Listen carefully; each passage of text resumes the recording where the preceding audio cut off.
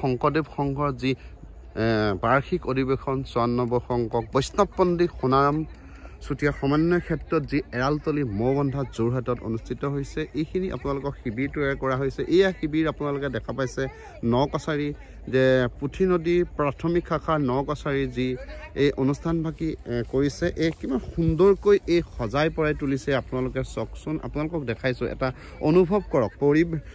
ছবিয়ে কেতিয়াও মিছা কথা নকয়। আপুনি কথা দেখা পাইছে আপোনালোকক বিশেষকৈ ভিডিঅ' যোগে আপোনালোকক দেখাইছোঁ এই অনুষ্ঠানভাগী চাওক। শ্ৰীমন্ত শংকৰদেৱ সংঘৰ যি তৃতীয় বৈকুণ্ঠপুৰীত পৰিণত হৈছে বৈষ্ণৱ পণ্ডিত সোণাৰাম চুতীয়া যি সমন্বয় ক্ষেত্ৰ আপোনালোকে দেখা পাইছে। আমি আপোনালোকক দেখাইছোঁ কিমান সুন্দৰকৈ সজাই পৰাই তোলা হৈছে এই অনুষ্ঠানভাগীৰ বাবে যি অতিথি আপ্যায়ন কৰিব ইয়াতে অতিথি ৰখা হ'ব। আপোনালোকে দেখা পাইছে কিমান এটা ডাঙৰ শিবিৰ।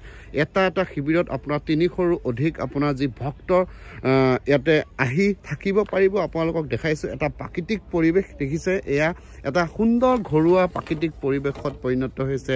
সুন্দৰকৈ সজাই পৰা তোলা হৈছে। ইয়াত তুমত দি দেখিছে ইয়াত ধান খেৰত আপোনাৰ এই তুমৰ দৰে লগাই দিছে আৰু এয়া আপোনালোকে দেখা পাইছে বিশেষকৈ এয়া পানী দি ৰখা হৈছে ফুলত। আপোনালোকক দেখাইছোঁ এটাকৈ এক সুন্দৰ পৰিৱেশ। এয়া দেখিছে এই দলিচা পাৰি থৈছে। এয়া যে ভক্তৰ বাবে যি এই দলিচা পাৰি থৈছে আপোনালোকক দেখাইছোঁ। আমি গৈ আছোঁ এটাকৈ আপোনালোকে চাওক। এয়া ফুলৰ থোপা দেখিছে। এয়া জীৱিত ফুল দিয়া হৈছে ইয়াতে। ইয়াৰ লগতে পানী সংযোগ কৰি এয়া ফুল তৈয়াৰ কৰা হৈছে। এয়া এটা সুন্দৰকৈ এয়া দেখিছে এয়া তামোলনি যিখন বাৰী এখন ঘৰুৱা বাৰী এয়া প্ৰস্তুত কৰিছে। এয়া গামোচাৰে আপোনাৰ সজাই তুলিছে এখনি শৰাই আৰু এয়া বহিবৰ বাবে যি আগফালে আমাৰ থাকে সেয়া বহিবৰ বাবে এয়া প্ৰস্তুত কৰিছে।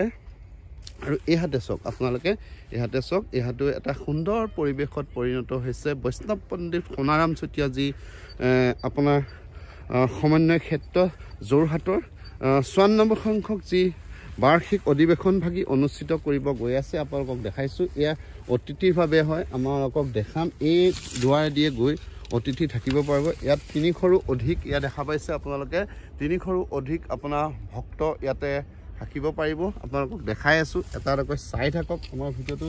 যদি আপুনি ভিডিঅ'টো ভাল পাইছে আপুনি শ্বেয়াৰ কৰি দিব, কাৰণ আপোনাৰ লগতে আপোনাৰ 10জনে তেতিয়াহে গম পাব যোৰহাটৰ এনে কি এক বৃহৎ অনুষ্ঠান হৈ আছে য'ত লাখে লাখে মানুহ আহিব এই অনুষ্ঠানভাগীলৈ। ক'ৰ পৰা আহিব, কি কথা এই অনুষ্ঠান হৈছে, কি অনুষ্ঠান সেই কথা জানিব পাৰিব আমাৰ এই ভিডিঅ'ৰ যোগেৰে।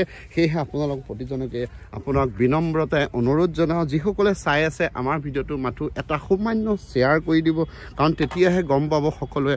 অসমৰ লগতে বিভিন্ন ঠাই যিসকল ভক্ত আছে ভক্তই গম পাব শ্ৰীমন্ত শংকৰদেৱৰ যি কথা, শ্ৰীমন্ত শংকৰদেৱৰ যি গৰিমা, শ্ৰীমন্ত শংকৰদেৱে যিসকল আমাৰ বাবে অৱদান থৈ গৈছিলে সেইখিনি কথা অনুভৱ কৰিব পাৰিব।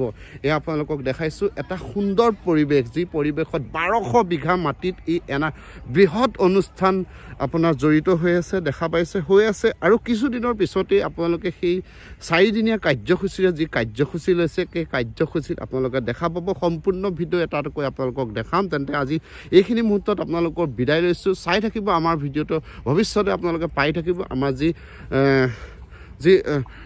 শ্ৰীমন্ত শংকৰদেৱ সংঘৰ যি বাৰ্ষিক অধিৱেশন সম্পূৰ্ণ ভিডিঅ' আপোনালোকে পাই থাকিব। এইখিনি মুহূৰ্তত আপোনালোকৰ পৰা বিদায় লৈছোঁ। ধন্যবাদ।